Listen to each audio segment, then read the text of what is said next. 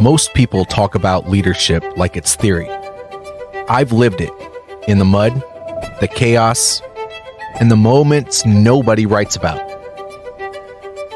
This show is the truth, raw, unfiltered, and built for leaders who actually give a damn. If you're ready to grow, ready to own your own story, and ready to lead from the front, you're in the right place. Speak up, show up, lead. Let's get into it. Hello, everybody, and welcome to another episode of Speak Up, Show Up, Lead. I'm your host, JJ Hardy, and we have Stephanie here to talk with us today. But before we get started, I want to put a quick plug in for my book, Speak Up, Show Up, Lead. This is my story, leadership lessons from before the military, in the military, and after the military. And if that's something that interests you, go to Amazon.com and pick up your copy of Speak Up, Show Up, Lead. Stephanie, how are you today? I'm great. How are you? I'm awesome. I'm excited that you're here. We're going to talk about some cool stuff, and it's only 30 minutes, so it's going to be here and gone before you know it. Yep. So I feel like I've already blacked out from the nerves here. So see you in 30 minutes. You'll find out at the end of it that there's nothing to be worried about. But I will say it's exciting to talk to you because you're actually currently in an HR role, but that was a journey. If you wouldn't mind, would you mind giving us an introduction of who you are and what you're doing, and then we can get into some conversation about what your journey's been like since you got out of the military. Sure. First of all, thank you for the opportunity. This is a really cool thing. Very nervous, but super excited. So I was a hospital corpsman in the Navy from 2008 to 2013. After that, I went to school for a little bit, had a couple jobs, and ultimately ended up where I'm at now in the HR space with the company I work for called Black Kanyon. Yeah. So how did that journey go for you? Would you like to share any of that with us? Yeah. How'd it go? I would say it was a challenge. I didn't have a clear plan once, getting out. The main focus was to get out, find a place to live, and go to school, and which I did. School didn't work out, and then I, again, didn't really have a plan. So then I was like, okay, well, let's just figure out in 2 days, what do I want to do next, kind of thing. And so ended up going to, after school, went to cosmetology school, did that for a bit. And prior to this job, I was in manufacturing, and I did that for about 7 years, which I would say is very similar to the military structure wise. You've got everything written out for you step by step on how your day is going to go. And that was I was good at that, but there was just something missing. And I think, when you work for a larger company, there's like the corporate politics or the just leadership is very inauthentic. And that was very draining. Also, another factor is everybody's on the same team, but it didn't feel like a team. It was like Right. Some would work harder than others. And anyway, so there wasn't that, oh, I love working here.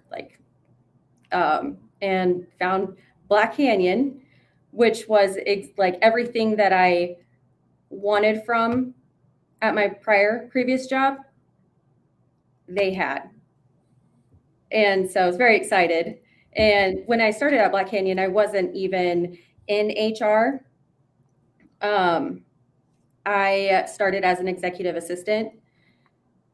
And throughout my time here, specifically, I'll just mention our CEO, Peyton, was awesome and just cared about me enough to brainstorm with me, like, hey, what are you good at? Where are your strengths at?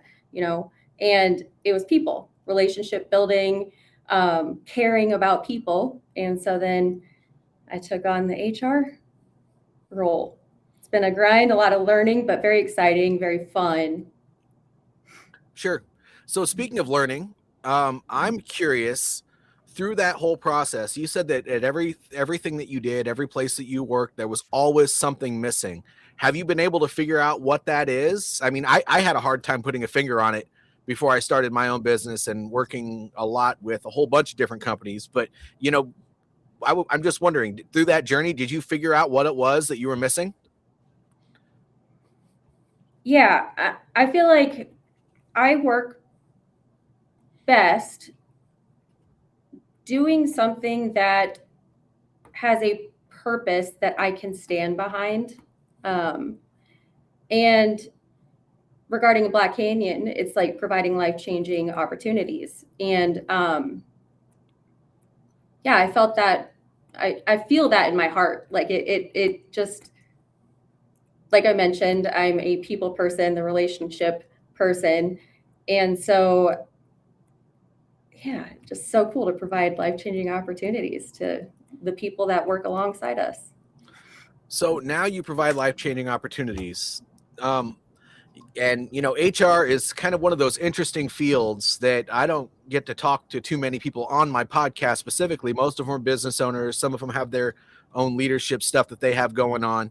But you actually work in a role where you can help people get a possibility potentially in one of these down trace companies or with the company you're currently working for, Black Kanyon itself.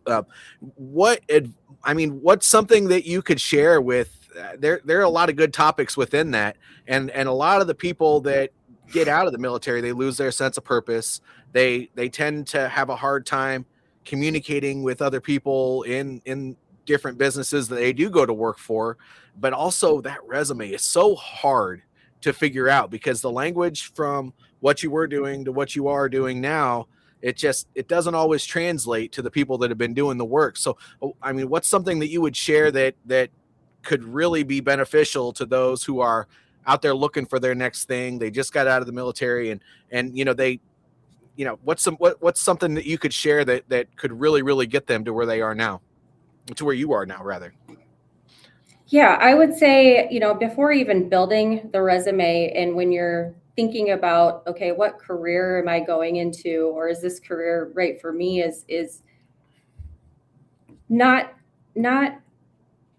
necessarily basing it off what you're good at, but your natural strengths, like your natural talents, and find a career or a job where you can showcase those strengths and those talents, to execute on the skills that are needed. Mm-hmm. That's just, I really believe that strongly. Like, don't apply for a job because you're good at it. Apply for a job that's sustainable over the long term, that will bring you happiness. As far as the resume, one thing that I have learned is, like, don't try to make it all pretty. Like, really just like outline your skills, your qualifications, because most likely somebody's going to review that. I mean, you've got AI and stuff now, but somebody's going to review that, and they're really just looking for mistakes. What they like, the details are what happened during the interviews. Okay. Well, when we talked about our conversation today, you really said you wanted to focus on what your transition was like for you, Mm-hmm. and I kind of want to dig into that. There's probably some stuff that you haven't mentioned yet that went on during that transition. We all have it. I mean, Mm-hmm. you're probably gonna say it, but there are gonna be many people that listen to you say it, and they're gonna be like, "Oh my gosh, I went through that exact same thing." Because I mean, we all go through a version of it, right? So, I mean, would you be willing to elaborate a little bit more on what those challenges were for you? Mm-hmm. Yeah. So may have gathered, like when I was going over like the brief history, there is a lot of like big transitions. It was like going from school to, or that I was going for nursing to hair school to all these things. And so really it's where the struggle was the lack of structure, and or the thinking that, okay, done with the military, now I'm just going to go live my life. But for me, it was like, that's not going to set you up for success. You're going to face a lot of challenges and waste a lot of time trying to figure that out. So I think specifically is like, find a system that works for you, create goals, and those actionable steps that you can take to reach the goal. Because in the military, like I said, everything is, your life is drawn out for you. Mm-hmm. And once you get out, it sounds exciting, like, oh, I don't have to listen to so-and-so anymore, and I'm done with the politics and all this stuff. But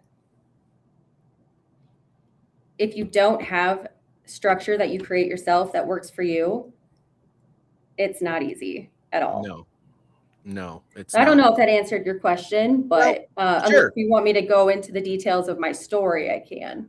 Yeah, sure. If you wouldn't mind. I mean, I there's really no specific question here. We're just talking about how your journey went and what you did to overcome that and that sort of stuff. So whatever you feel comfortable with, how deep you decide to dive, that's completely up to you. I'm just here to facilitate the conversation. I'm excited to have you here. Okay. Yeah. So got out of the military and had already applied to college, was accepted, moved to South Dakota with my 8-month-old and his father at the time. And yeah, started going to school, and during school, same thing, that structure, that lack of discipline, that like, I was doing okay academics wise, but at the same time I wasn't, because I just did not discipline myself enough. And when I did bartending, I bartended at a couple bars here, and that was fun. Wasn't the best influence. I probably shouldn't have done that, like while I was going to school. And you always learn things. And then, yeah. And like I said, school didn't work out. So I wanted to try something completely different. It's all essentially related to people is what I've like discovered. And because in the military, I was as a hospital corpsman, that's the medical field, you're helping people. Bartending, service industry. Yeah. And then going to manufacturing. Okay. So let me make sure I stay on track here. So yeah, the bartending while I was going to school, while I was going to cosmetology school, did cosmetology. That was kind of a wake-up call, like towards the end of the schooling. It was like, oh, shoot, well, it's going to take time to build the clientele needed to have a salary you can live on, support yourself. And I didn't have that time. So you're planning on starting a business potentially with your certification then? Yeah. Again, it was the lack of like structure, the lack of like setting goals, the lack of like understanding exactly what it looks like once you graduate. Like I just wanted to be a free spirit, and nothing wrong with that. Yeah, but it doesn't pay the bills. Exactly. Unfortunately. Right. But yeah, but I still did it. I did hair for a little while, and actually that came in handy because I've cut the guy's hair in the office a couple times, but you never know. Sure. And so kind of lost track of where I was. But okay, so then cosmetology school didn't work out. I was like, okay, I'm just going to find a good or a stable job. and that was with the manufacturing. I operated a machine for a while and then ended up being a trainer, which I loved. Like learning, because everybody learns differently. So just like learning people, figuring out how they like to be taught or how they best understand. And it felt really good when it clicked for them. For me. And then I already kind of told the story of me transitioning into Black Kanyon, but well, so let's go into some of the interesting stuff. Like you talked about how when you were in the military, you had structure, you had people that you dealt with all the time, and you found that you really liked that, and that's what you like about your current job, and that you were just trying to figure out. It sounds to me like it was that typical identity stuff that you were just trying to figure out who you were without that structure. And so you went through some pains, you went through a few jobs. I had a very similar journey, and now you ended up where you are now. I'm just curious, during that process, was there something that helped more than didn't, while you were trying to figure yourself out? I'm just curious. Because most of the people that I get feedback from about my podcast, they're asking what worked for those other people. Yeah, these people transitioned and then they started a great business, so they went into a great job.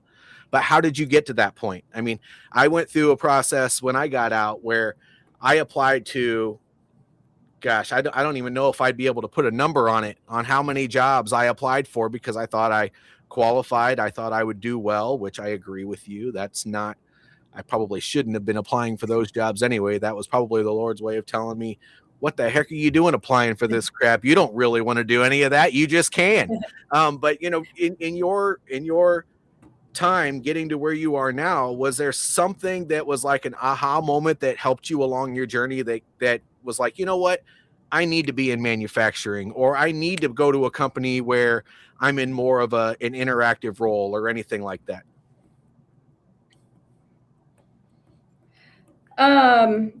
Well, what drove me to apply to Black Kanyon, like I mentioned earlier, was just I was unhappy. And I think I had just gotten to the point where I was so unhappy. I'm like, okay, I need to start looking. And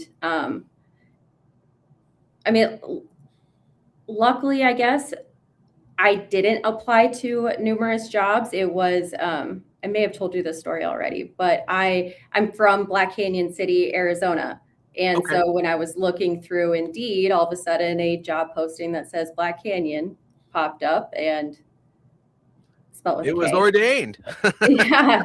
And I was just like, oh, I'm going to take the chance, like let's see where this goes. And from what I could find online, I was like, wow, like it seems like this team works really well together, and Okay.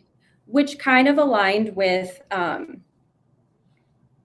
what I loved, and what a lot of people love, or realize that they loved once they get out, was a camaraderie. Like everybody's fighting for the same goals, to reach the same goals. Everybody's doing what they can, and that's what stood out to me, and that was justified through my interviews and so on and so forth. Working here, it's like everybody takes ownership of their role, and yeah, it just is really accountable, and I love that. Yeah, that's what drew me to Black Kanyon as well. And you already know what's going on with me and Black Kanyon and all that stuff. But I mean, that's kind of what drew me to it as well, is that they have values that are very similar, regardless of branch, very similar to what we would have in the military. So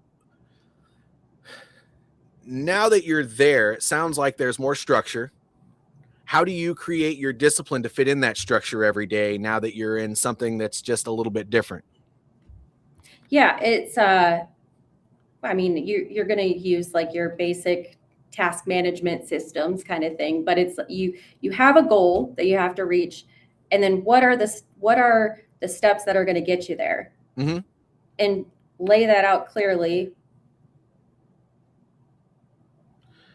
and eventually And you'll get your eventually goal. you'll And that's just my structure is like just finding out what works for me. What's the system that works for me? Because there's so many like task management systems or whatever out there that some will work better for your, what works for you than others. And find that, stay consistent with it, like stay disciplined, don't try it for a week or two and be like, okay, this isn't working. Give right. it a try. And yeah. And now you just found your fit. People are good, job's Yeah. good, everything is good. Yeah. And so now you're in HR, so you get to see a different side of things than you did when you were a corpsman or woman, as it were. But now that you're dealing in culture and team stuff and all that other fun stuff, what is what's the way to word this the best? What do you like more about what you're doing and how it incorporates yourself into the culture dynamic of the business? I mean, there's got to be, that's something unlike you really ever done before. I mean, I know in the military, we all get placed in the orderly room from time to time, or sometimes we get put in a position where we might have other people working for us or with us or whatever the case may be. But it's kind of a unique thing to be in a place where you're kind of in charge of helping with culture, and then when people have problems, they bring those problems to you, and then you have the legal stuff versus just the people stuff that you have to deal with. And so, I mean, how I don't want to say how is that working for you. I want to say that, do you like that better than what you were doing when you were in that other role at Black Kanyon? And if so, what are some things that you help with in your current position that brings the culture together?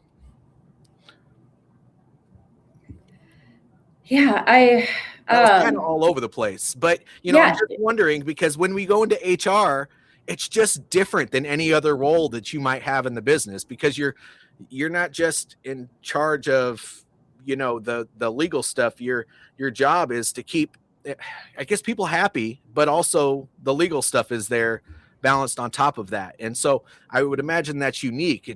I'm just wondering if you wouldn't mind sharing that with us, because that's kind of a unique position to be in. Yeah, I'll do my best. Okay. So I think first of all, it starts with hiring, and like, because our company is such a culture focused company, for good reason, is making sure that you are doing what you can to figure out if they're a good core value fit, culture fit. Mm-hmm. Because if they are, if you have a good hiring strategy, then a lot of issues that you'll see elsewhere that, hire quickly because they need the numbers. You're going to get a lot less of that because you're finding your people and those, and it's super important that the people you bring on, it's not going to affect what you already have too. And so I think because of that, there's a lot of things that we don't deal with that HR might deal with in other places. I'm not saying it'll never happen, but yeah, so there's that. And oh man, it's really fun and exciting to just be a part of building something culture-wise. Because I mean, Black Kanyon hasn't been around for decades. And so like, we're all learning, we're all realizing what's important. And just being a part of that is I don't know how to really explain it, but it's a great feeling. It's a great feeling. Yeah. And then you have your basic legal compliance, the payroll benefit stuff, all of that. When it is done correctly, that does affect the employees' like overall well-being without like, I mean, you don't notice that. Those aren't things that are like flat out said, but those little parts, that helps with the culture too, you know, Sure. like making sure all of that, like everybody's getting paid on time, they have the right benefits, the benefits they need. Not only that is not just HR, but really it's the whole team, is like we are embracing growth within ourselves. And we're lucky enough to have like a leadership team that supports that and is actively working on, as you know, first finding the weak areas and getting better at that. Like that's amazing. That is amazing. Yeah, because you don't usually get that support. No. Well, and it helps too that your team, your immediate team, is smaller. It's easy. I will always say that it's easier to solve problems with a smaller team than it is a much larger team, just because I don't know, maybe the ideal of having too many chiefs, not enough. I don't know if that's the right, but having too many people that are in charge, can add complexity to a situation, and it doesn't work. But we are at about almost the 27-minute mark, and so this is usually the point where I ask every guest on my show a very similar question. So for those people who are struggling during their transition and they really don't know what to do next, what's one piece of advice that you would give that person? I would say don't underestimate how hard the lack of structure can be. I thought freedom would make things easier, but it actually made things a lot harder at first. So my advice would be like figure out your own standards early, what your routine is, what your goals are, and the kind of life you actually want to build, because no one's going to hand that to you once you get out. Like you're on your own. Yeah. And well, I definitely, if I talk to people who are still wearing the uniform, that's a very similar piece of advice that I give them, because you should start. Don't wait till that 6 months to a year out. Definitely try to start figuring out what you're interested in doing and what you like doing early, so that when they help you start developing your resume and all that other stuff, when you go through the TAP program or whatever they called it in the Navy, I'm not really 100% sure, but when it's time for that, then you're creating the right opportunities for yourself and not just kind of flapping in the wind. I know I thought I was very clear on what I wanted to do when I went through my transition, and then, well, that's a whole other conversation. It completely fell apart I had a very similar journey. I mean, it fell apart and had my tough times, and I had a death in the family. My younger brother, who when he passed, it's like everything clicked back, and I was able to take charge of my own situation again. But I mean, whatever it is, I mean, there's got to be something that you're good at, something that you like, and I think people just need to take that transition out of the military as an opportunity to potentially do those things that you actually enjoy, rather than those jobs that you wake up in the morning and you're like, oh yeah, I have to be there at 7 and then I get off at 3 and it's going to suck all day, but I got to pay the bills. Don't go back into that lifestyle. You're going to find that you hate it. And if you do stay, it's going to be because you have to pay the bills. And I agree. That's not the way that you go into your life after the military. You serve for the right reasons, hopefully. Mm-hmm. I would add to that too, though, is to not only that, but if like you're going to work with a team, find a team that you really like, your values align. Oh yeah. Because it could be like you could be working on things that you love doing, but if you're a part of a team that you just don't work well with, eventually you're gonna hit that same spot of wanting to get out. So That's true. And be intentional about that. And if you don't know how to do that, there are books that are out there that will help you, that can help you figure out your values. And, I'm not a big believer in surveys and evaluations and all that other sort of, not evaluations, but surveys and all these Assessments things, and stuff. assessments that are out there Yeah. for you to help figure. But if you don't have any idea at all, that's a great jump off point to help you figure stuff out. If you don't really understand what you're super interested in and what fills you up, you got to do something to figure that out, because you're never going to find a right culture fit in an organization if you don't even know who you are and what you value. Yes. So that's really the best. Yeah, I agree with you. That's probably the best place to start.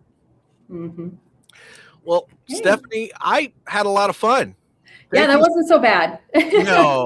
No, it's not. I mean, it's just a conversation. I tell everybody that I have as a guest that comes on these things that, we spend 30 to 45 minutes together, and then we go back to our day, and just treat it as a regular Zoom call with somebody else. And it's a lot of fun.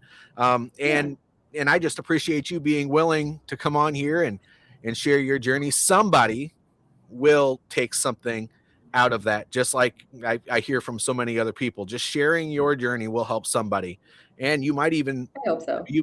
I might even get a comment that says, "Can you connect me with her, because I really valued that part of her story." And then that's great if I'm able to help somebody that way. But thank you so much. And for the audience, don't forget Amazon.com. Buy my book. It's a good one. A lot of people like it. And you might get something out of it. It's supposed to be a success story. At least I feel like it has. I know where I could be if I would have stayed away from the military and all that stuff before I went in. But I will see you all next time. And by the way, there could be a very cool guest coming on next week. So you want to stay tuned for that announcement to come up, because if I get it confirmed, you guys are all going to really, really think it's cool. But then again, Stephanie, thank you for today's conversation. It was wonderful. And for everybody else, I will see you next time.